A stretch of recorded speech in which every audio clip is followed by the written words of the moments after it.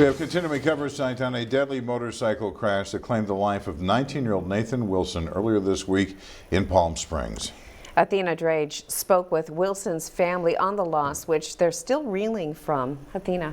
Hi, John and Karen. Yeah, I just want to say I am so grateful that families like this are willing to open up and share their loved ones' memories.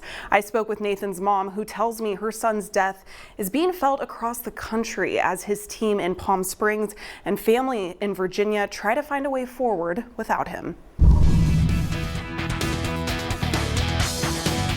He's impacted so many people's lives in so many ways that it just makes my heart just so proud of who he was.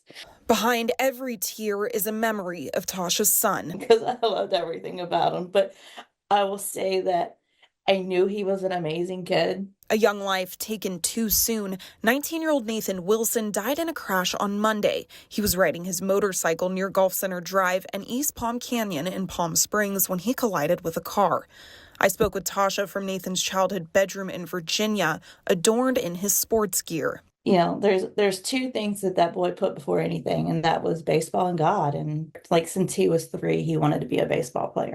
He saw a baseball field one day and said, "That's what I'm going to be one day." His favorite team was the Yankees, and he had big-time dreams of playing on that field one day. He wanted to one day be a New York Yankee. That was his goal since he learned about Derek Jeter. Originally from Bedford County, Virginia, Nathan came to the Valley 2 months ago to play in the California Postgraduates Baseball Development Program.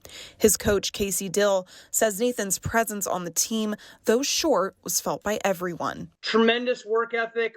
You know, one of the best people that I got to know in a short period of time. Well loved and respected amongst his teammates, his peers, his coaches.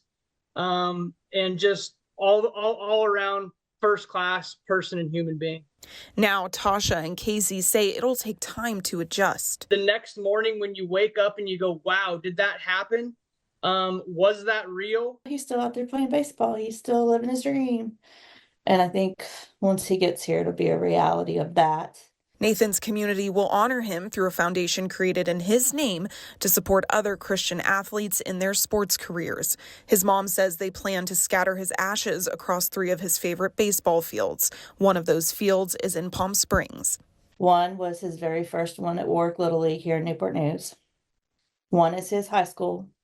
And then the last one was there in California at the Palm Springs Stadium. Yeah, really so sad. Nathan's family is fundraising for his celebration of life and foundation.